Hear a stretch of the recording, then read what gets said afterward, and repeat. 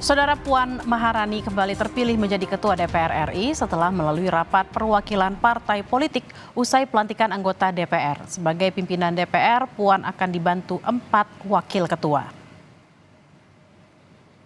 Puan Maharani, politisi PDI Perjuangan, kembali menjabat sebagai Ketua DPR periode 2024-2029. Puan, yang merupakan Ketua DPR periode 2019 hingga 2024, kembali menjadi Ketua DPR untuk 5 tahun ke depan.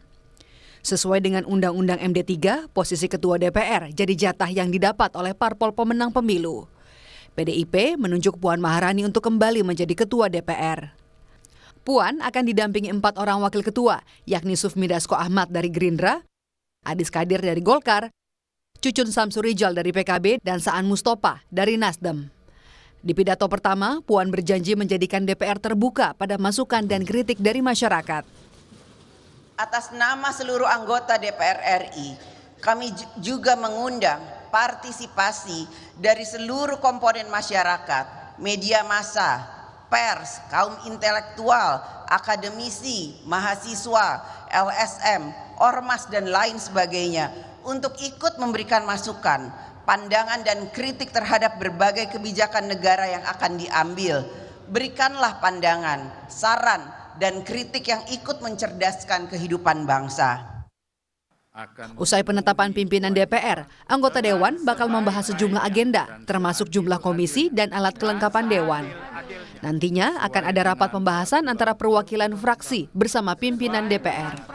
Sempat ada wacana kemungkinan bertambahnya kementerian atau lembaga di pemerintahan Prabowo Gibran yang berpotensi membuat jumlah komisi di DPR juga akan bertambah.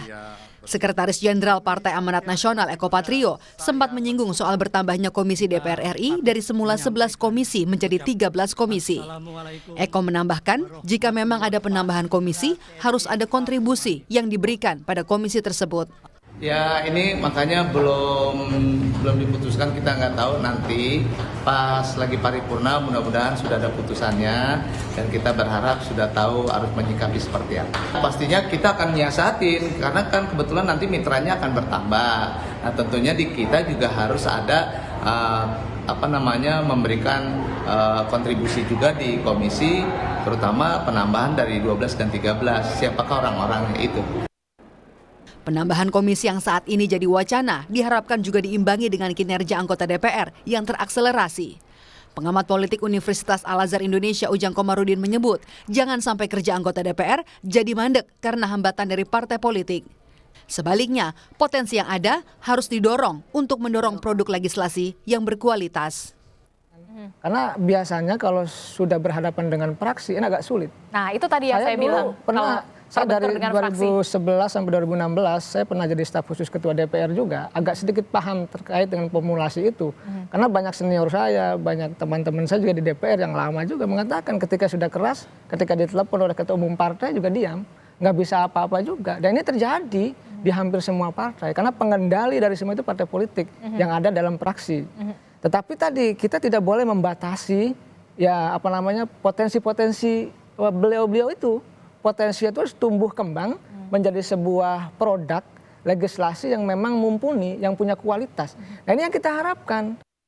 Jumlah kursi DPR dari periode ke periode juga terus bertambah. Pada periode 2019 hingga 2024 tercatat ada 575 kursi anggota di Dewan Perwakilan Rakyat. Dan kini, di periode 2024 hingga 2029, jumlahnya menjadi 580 kursi atau bertambah 5 kursi untuk mengakomodasi pemekaran 4 provinsi baru di Papua. Kini, harapan tersemat pada anggota DPR yang telah dilantik.